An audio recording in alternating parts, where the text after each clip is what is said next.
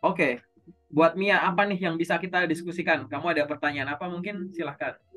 Boleh. Mungkin mengenai CV terlebih dahulu ya. Gimana Jadi tuh? aku mau tanya tentang CV dulu. CV itu kan ada CV, ada resume ya. Jadi perbedaan CV sama resume itu apa sih? Oke, perbedaan CV dan resume. CV itu dia akan lebih berfokus kepada semua pengalaman profesional kita. Tidak harus pengalaman kerja. Bisa pengalaman kerja, bisa pengalaman pendidikan, bisa pengalaman proyek, magang, organisasi, kepanitiaan, pencapaian, ada mungkin kadang ada kontak referensi, nanti ada yang ada hobi, ada skill dan lain-lain kayak begitu. Nah, tapi kalau resume dia akan berfokus kepada kelebihan-kelebihan kita tadi, tapi yang relevan dengan posisi yang kita lamar aja. Jadi dia akan lebih condong untuk kebutuhan pekerjaan. Jadi misalkan kalau di CV ada profil atau about me, di resume nggak ada. Di Oh, CV ada pengalaman organisasi, di resume organisasi nggak ada. Ini khusus untuk orang yang udah punya kerja ya. Orang udah punya pengalaman kerja, organisasi bisa di take out di resume gitu. Kadang di CV kita nulis hobi, hobi dihilangin. Kadang ada kontak referensi dihilangin. Dan kita memasukkan hanya yang utama aja. Misalkan pengalaman pendidikan, pengalaman kerja, dan skill gitu. Biasanya kalau resume itu dikunci di halamannya cuma satu halaman aja gitu biasanya. Tapi kalau CV dia lebih fleksibel, boleh 1 sampai dengan 3 halaman. Resume biasanya untuk keperluan lamar kerja, tapi CV bisa untuk lamar kerja, bisa untuk ngelamar beasiswa, ngelamar pendidikan gitu-gitu bisa. Gitu sih. tapi kita harus punya dua-duanya nggak sih? Jawabannya enggak gitu. Kamu pikir punya CV aja. Saranku pakai CV aja kayak gitu. Ah, hmm, Terus kalau di CV berarti hobi itu boleh dimasukin dong ya. Tapi kalau di resume itu nggak usah ya? Kalau apa di CV ya? Boleh. Tapi balik Iya. lagi ya, hobi itu bukan hal yang sifatnya wajib. Jadi jangan sampai salah prioritas. Salah prioritas misalkan gini, hobi ditulis, tapi pengalaman organisasi nggak ditulis. Padahal kita punya organisasi. Gitu. Oh, Jadi oke. kita harus tahu prioritas. Misalkan gini, atau yang lain deh, skala prioritas. Kita punya pengalaman kerja, tapi kita juga punya pengalaman organisasi. Nah, kita nulis pengalaman kerja tuh nggak dijabarin gitu. Cuma misalkan di PT ini kapan, sebagai apa gitu doang. Tapi organisasi malah dijabarin ngapain-ngapainnya. Itu salah juga, salah prioritas. Karena orang yang sudah punya pengalaman kerja harus menonjolkan pengalaman kerjanya gitu. Ah, oke. Oke. Ah, Terus ini Kak, kalau misalkan kita mau ngelamar itu berkas apa aja sih yang harus kita kumpulkan gitu? Oke. Atau kita jadiin satu tuh berkas apa aja? Oke, berkas-berkas yang dijadikan satu dokumen adalah berkas utama yaitu CV dengan berkas dokumen pendukung pendukung CV, penunjang CV. Tapi jangan melampirkan dokumen pribadi. Dokumen pribadi itu misalkan SIM, KTP, KK, kartu BPJS, akta lahir, itu nggak usah dikirimin di awal gitu. Jadi ngirimnya itu selain dokumen pribadi, variasinya macam-macam. Ada yang surat lamaran, CV, portofolio. Ada yang lamaran, CV, ijazah, transkrip. Ada yang lamaran, CV, ijazah, transkrip, sertifikat-sertifikat. Sertifikat ini bisa kayak paklaring, sertifikat pelatihan, sertifikat perlombaan, atau prestasi lain gitu. Ada yang ditambahin pas foto atau foto full badan. Boleh aja. Jadikan satu PDF, di mana nanti filenya coba dicek, dibuka lagi, tetap layak dibaca gitu. Jadi itu adalah variasi-variasi dokumen yang bisa kamu siapkan kayak begitu.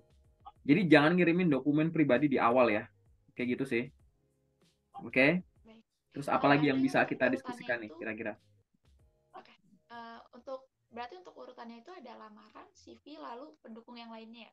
Mm-mm, betul. Atau CV terlebih dahulu? Kalau aku jadi ada beberapa versi ya.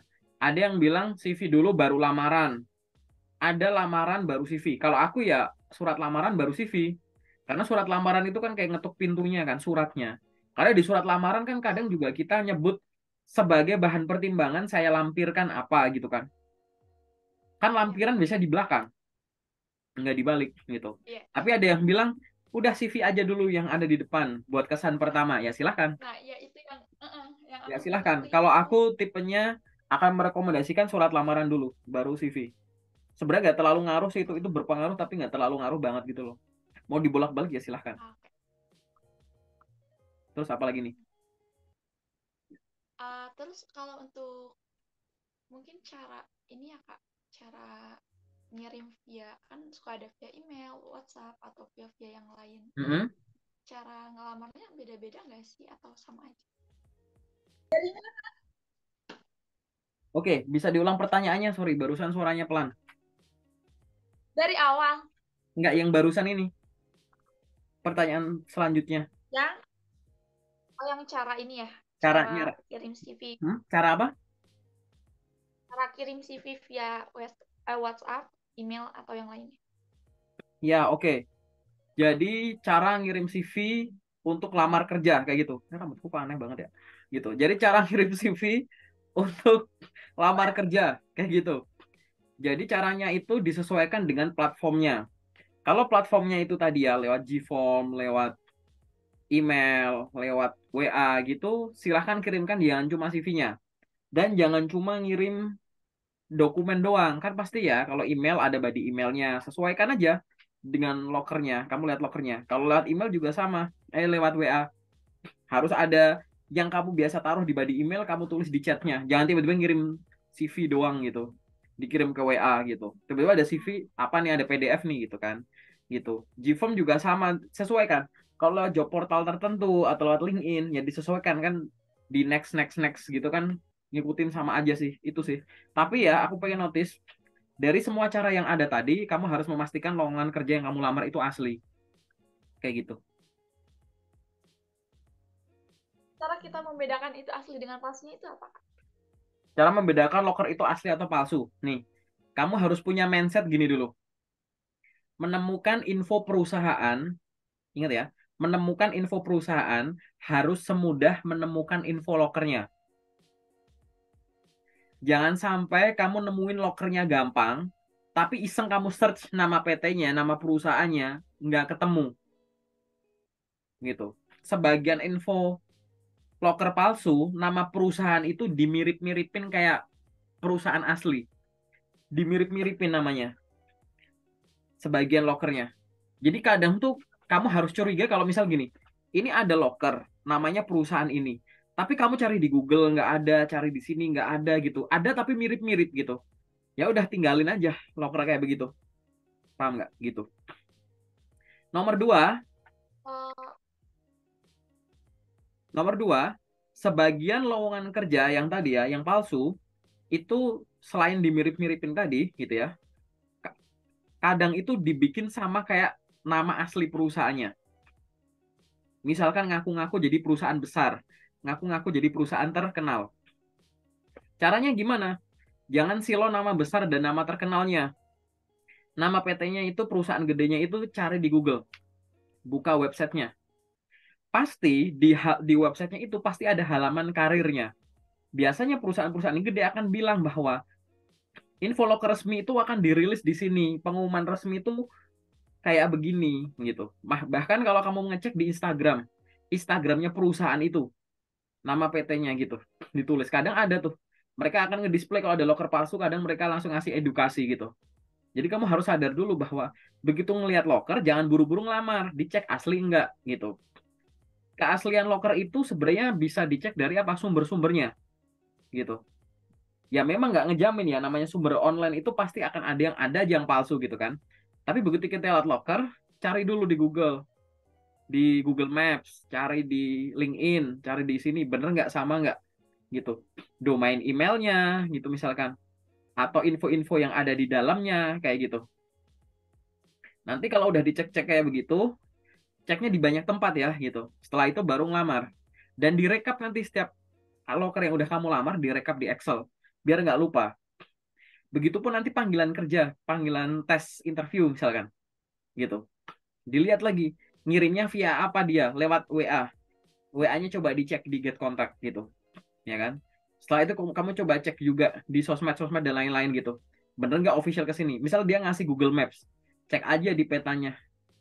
Jangan cuma sekedar ada di Maps atau enggak ya, dibuka Maps-nya. Tampak 3D-nya bener nggak gitu. Masa perusahaan segede ini misalkan rekrutmennya di perumahan, ada yang di ruko-ruko kecil gitu. Padahal nggak mungkin gitu. Nah, kalau kamu masih ngelakuin itu sendiri masih belum paham, baru nanti kamu tanya sama orang gitu. Jadi loker itu sebenarnya kelihatan kok dari info loker.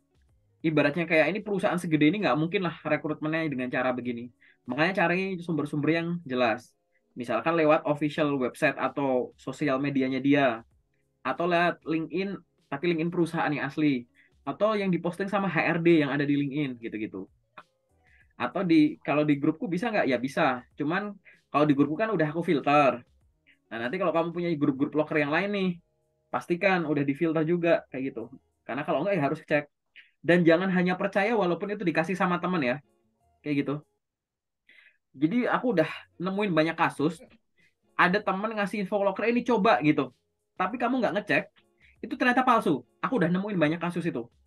Bahkan ada yang kena, ya hampir kena sih beberapa itu, ada yang udah kena, ada yang hampir kena. Itu dapat info locker gara-gara dikasih sama orang tuanya gitu. Kalau aku tanya, kamu dapat lokernya dari siapa? Dikasih sama orang tua.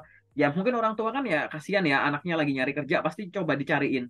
Tapi ternyata orang tuanya nyarinya lewat Google gitu. Misalkan lowongan apa, misalkan lowongan perusahaan A terbaru gitu.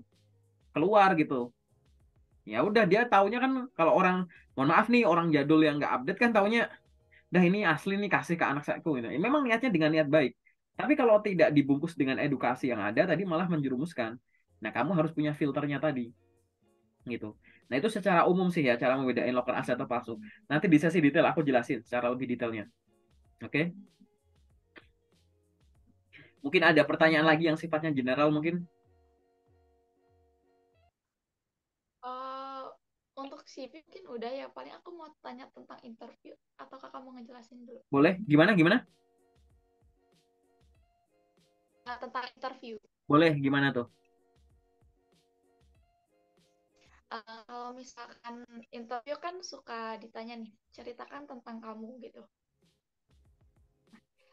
Itu kita harus menceritakan dengan sebeber-bebernya atau gimana?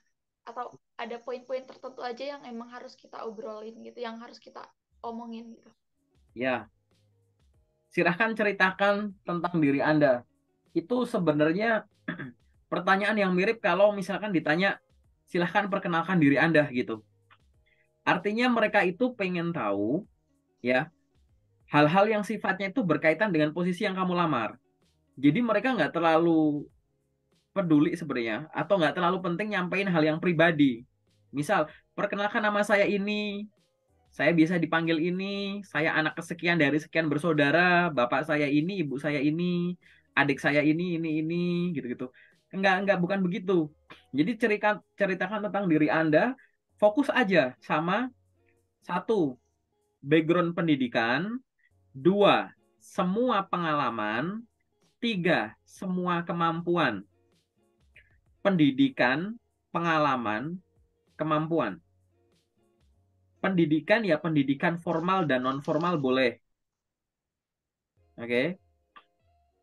Pengalaman itu boleh pengalaman kerja, boleh pengalaman magang, boleh prestasi kamu gitu. Tiga itu kemampuan. Kamu sekarang bisa apa? Jadi bahasa lainnya pendidikan, pengalaman, dan kemampuan itu adalah, kalau ini kalau bisa ngingetnya gitu ya, pendidikan, pengalaman, dan kemampuan. Kalau nggak bisa nginget gitu, kamu bisa ngingetnya gini. Kamu itu siapa? Kamu itu siapa? Dua, kamu punya pengalaman apa? Dan yang ketiga, sekarang kamu bisa apa? Gitu. Pendidikan, misalkan. Perkenalkan nama saya ini, saya merupakan lulusan S1 ini dari universitas ini. Perkenalkan nama saya ini, saya merupakan lulusan SMK jurusan ini dari sekolah ini pada tahun sekian. Itu background pendidikan itu misalkan. Ya. Yang dua pengalaman. Pengalaman ini kamu boleh ngomongin tentang background pengalaman kerja. Cukup disebut-sebut aja dulu, nggak apa-apa, nggak usah didetailin. Itu nanti. Biar jadi pertanyaan selanjutnya boleh. Tadi kan udah ya, perkenalkan nama saya ini, saya merupakan lulusan sini dengan nilai sekian pada tahun sekian misalkan. Saya memiliki pengalaman kerja total selama sekian tahun. Saya pernah menjadi ini di sini selama sekian lama dan menjadi ini di sini selama sekian lama. Gitu. Selain itu, saya juga memiliki pengalaman pendidikan non formal, yaitu mengikuti kursus ini selama sekian lama untuk mempelajari ini. Gitu aja dulu nggak apa-apa. Gitu. Terus ketiga, sekarang kamu bisa apa? Sekarang kamu punya skill apa? Ya tadi dari pengalaman tadi akhirnya kamu bisa apa? Terus kamu sampaikan lanjutan, misalkan saya memiliki keterampilan di bidang ini, meliputi A, B, C, D, E, F, G.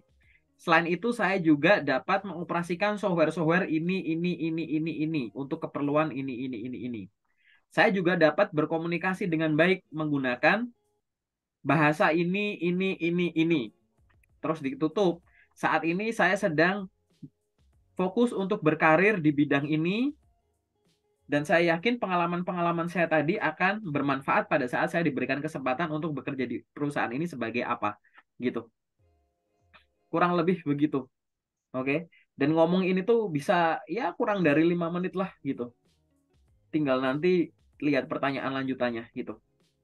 Oke. Gimana tuh lanjutannya? Terus kalau misalkan dia nanya, kenapa saya harus menerima kamu di perusahaan ini gitu. Ya, kalau ditanya kenapa harus menerima di perusahaan ini, kamu fokus sama skill-skill utama. Jadi kamu ingat ya, nanti kamu akan jadi apa, itu pasti kan membutuhkan kemampuan utama. Misalkan pilih aja 2 apa 3. Nah, kamu juga menunjukkan kalau kamu punya itu, dicocokkan. Tapi jawabnya jangan cuma yang umum. Banyak orang jawabnya cuma gini, gitu. Saya merupakan kandidat yang cocok untuk mengisi posisi ini karena saya memiliki pengalaman yang relevan untuk posisi itu. Udah, jawabnya begitu. Jadi definisi relevan apa tuh nggak dijabarin gitu loh. Gitu. Padahal kamu harus jabarkan. Saya adalah kandidat, misalkan gini, aku pengen jadi seorang sales hijab. Nah, misalkan pakai hijab, sales hijab gitu ya. Aku jawab misalkan gitu. Saya adalah kandidat yang cepat yang tepat untuk menjadi seorang sales hijab dikarenakan saya pernah bekerja untuk menjual hijab selama sekian tahun di pengalaman-pengalaman kerja saya sebelumnya. Saya pernah bekerja di ini shop. Di sana saya bertanggung jawab untuk mencapai target penjualan hijab dan pakaian muslimah lainnya. Di sana saya menawarkan produk-produk secara offline di toko maupun secara online. Saya menjualnya waktu itu menghandle sosial media dan marketplace. Saya rutin melakukan live shopping setiap hari selama sekian jam, di mana rata-rata dalam waktu 1 bulan saya dapat menjual sekian pieces hijab senilai sekian miliar rupiah. Selain itu, saya juga memiliki bisnis pribadi di rumah. Waktu itu saya juga pernah berjualan hijab, yaitu pada saat saya menempuh pendidikan di SMA. Sambil saya menempuh pendidikan di SMA, saya juga ada wirausaha sendiri, berjualan hijab secara mandiri. Di sana saya juga menjual hijab gini-gini ke rekan-rekan kerja maupun ke teman-teman secara online melalui media sosial ini. Dari 2 pengalaman saya tadi, saya yakin bahwa saya adalah kandidat yang tepat untuk menjual atau untuk bekerja di sini sebagai seorang sales hijab. Karena saya sudah hafal polanya, saya sudah paham pasarnya, dan nanti saya yakin pada saat saya diberikan kesempatan di sini, saya bisa menyesuaikan diri. Gitu. Kurang lebih begitu. Jadi jangan cuma ngomong, saya bisa menjadi seorang sales hijab dikarenakan saya punya pengalaman yang relevan. Berhenti di situ. Ya jelasin. Gitu. Yang dinilai nanti tidak hanya pengalamanmu, tapi caramu ngomong. Mustahil kamu jadi seorang yang kebiasa jualan kalau ngomong aja nggak lancar gitu. Pasti orang yang udah biasa jualan kan ngomongnya lancar banget. Nah, kayak gitu. Nah, ini coba dibayangkan, disesuaikan dengan pengalamanmu, kurang lebih begitu ya. Jadi jawab dengan beberapa kunci, kata kunci relevan gitu, punya skillnya, pernah jadi itu, tapi disampaikan kronologis dan pencapaiannya. Tadi makanya aku bilang, dengan penjualan rata-rata per bulan sekian pieces senilai sekian miliar gitu. Keluarin angka, sekian barang, sekian cabang, sekian orang, sekian dokumen, sekian persen, sekian rupiah gitu. Oke, gitu. Itu adalah cara untuk menjawab pertanyaan interview tadi gitu. Nah, mungkin ada pertanyaan lagi nggak? Ada. Apa tuh? Maaf ya aku menanyanya agak banyak. Oh, nggak apa-apa, boleh banget. Eh, ada juga kalau misalkan dia suka nanya, kenapa kamu berhenti di pekerjaan sebelumnya? Oke, nih. Kalau ditanya kenapa berhenti di perusahaan sebelumnya, satu, kamu harus dalam hati itu punya niat jujur. Jujur ya. Jadi aku harus jawab dengan jujur. Nomor dua, kamu dalam hati harus punya niat begini. Saya tidak akan menjelek-jelekan diri saya sendiri, perusahaan sebelumnya, maupun semua yang ada di dalamnya. Baik produknya, layanannya, sistemnya, orang-orangnya, interaksinya, gitu. Paham nggak? Karena di sini kamu harus berfokus jujur pada dirimu sendiri. Dua hal ini ya, yang harus kamu pegang dulu. Nah, untuk teknis jawabnya, nanti kamu sampaikan di awal jawaban alasan aslinya apa, tapi diikuti dengan kontribusi kamu selama bekerja di sana.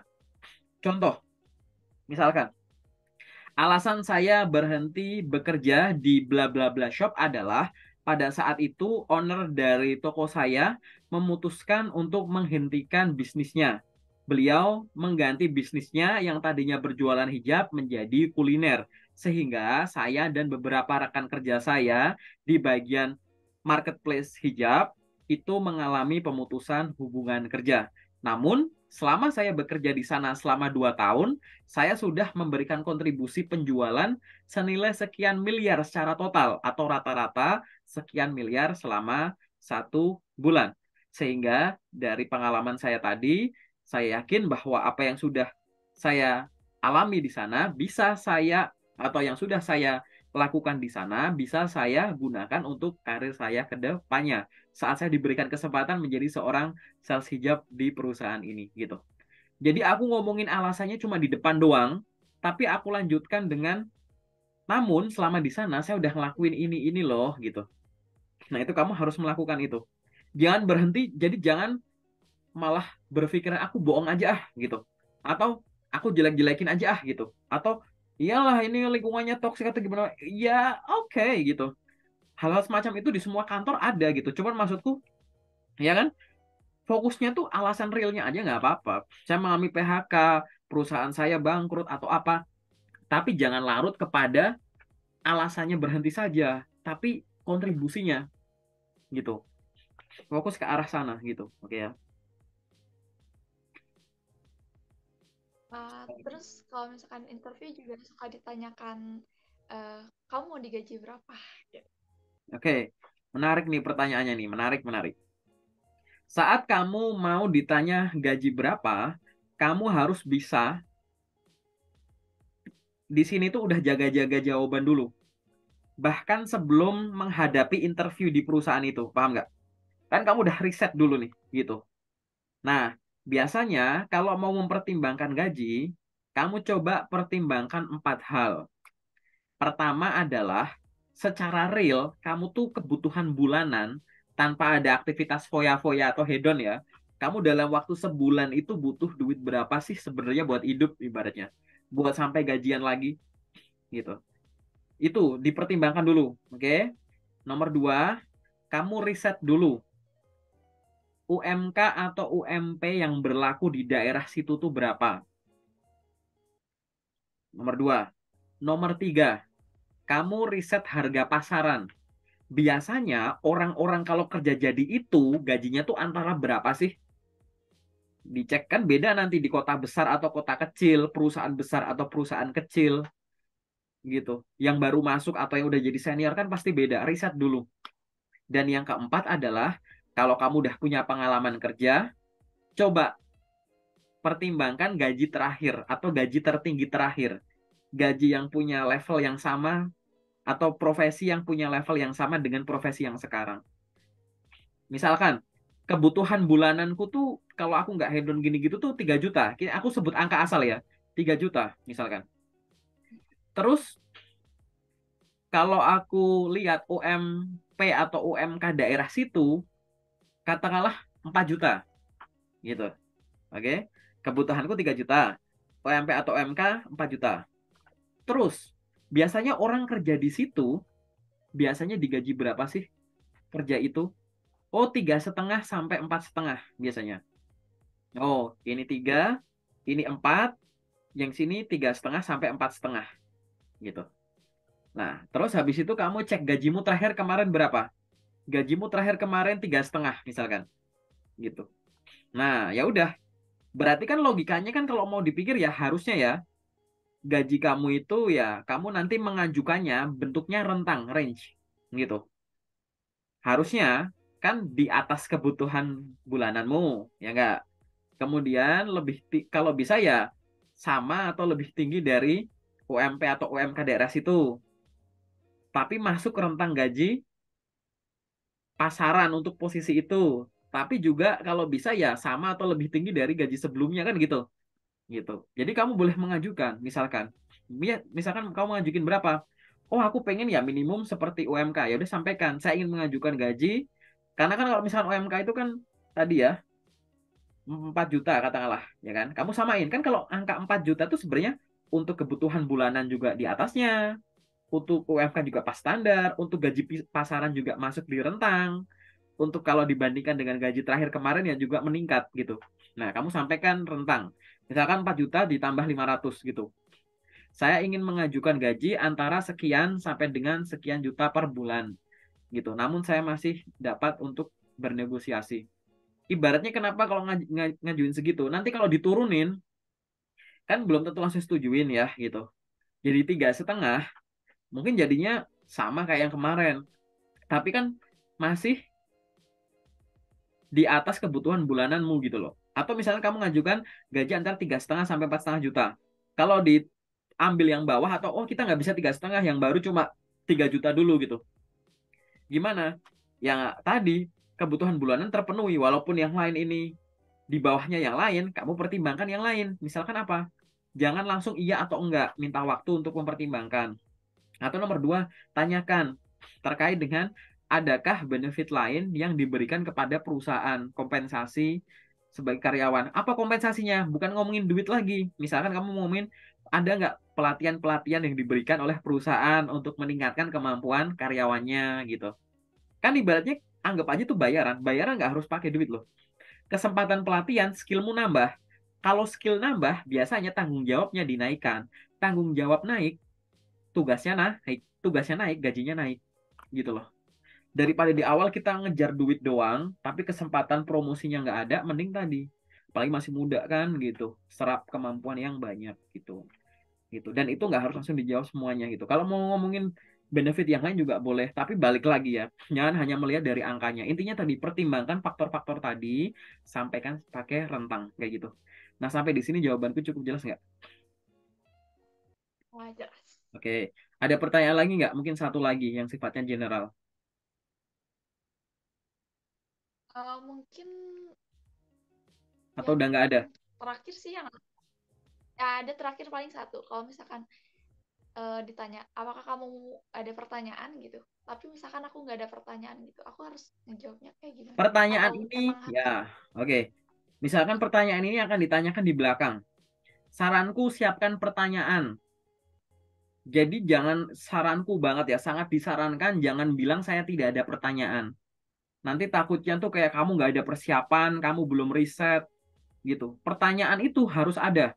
Karena ibaratnya nggak mungkin nggak ditanyakan. Tapi kamu harus tahu, pertanyaan itu bisa berasal dari dua. Ada yang mungkin kamu bawa dari rumah karena kamu riset tertentu akhirnya nanya.